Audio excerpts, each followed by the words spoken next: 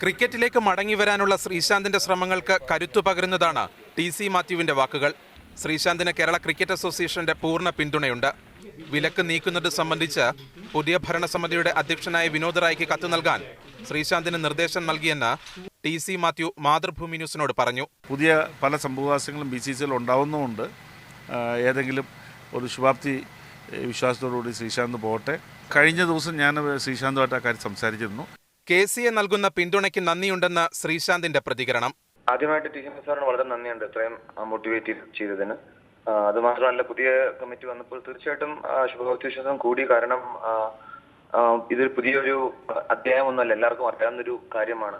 അതേസമയം ആകാശ് ചോപ്ര തനിക്ക് നേരെ നടത്തിയ പരാമർശങ്ങൾ ഏറെ വേദനിപ്പിച്ചുവെന്ന് ശ്രീശാന്ത് മാതൃഭൂമി ന്യൂസിനോട് പറഞ്ഞു. വിനോദ് റായ് അധ്യക്ഷനായ BCCAയുടെ പുതിയ ഭരണസമിതിയിൽ നിന്ന് അനുകൂല നിലപാടാണ് ശ്രീശാന്ത് പ്രതീക്ഷിക്കുന്നത്. ക്യാമറമാൻ മൽഘോഷിനൊപ്പം റിബിൻ രാജു, മാതൃഭൂമി ന്യൂസ്, കൊച്ചി. ഞാൻ നാളെയാണല്ലോ, ഇന്ന് സൺഡേ ആണ്. അപ്പം നാളെ മെയിൽ അയക്കണം. പ്ലസ് നാളെ ആണെങ്കിൽ എൻ്റെ ബർത്ത്ഡേ കൂടെയാണ്. അപ്പം ഇത്ര നല്ലൊരു ന്യൂസ് കിട്ടിയത് വളരെ സന്തോഷമുണ്ട്. വളരെയധികം പ്രതീക്ഷയാണ്. ഞാൻ പേഴ്സണലി സാറിനെ അറിയില്ല, പക്ഷേ എങ്കിലും ലെറ്റർ അയക്കണം. ഇനി എന്താണ് റെസ്പോൺസ് എന്ന് അറിയില്ല. വയസ്സായെന്ന് പറഞ്ഞ് നിർത്താൻ പറ്റില്ല. കാരണം അത് നെഹ്റ ഓബ്വിയസ്ലി ഒരു മോട്ടിവേറ്റിംഗ് ഫാക്ടറാണ്.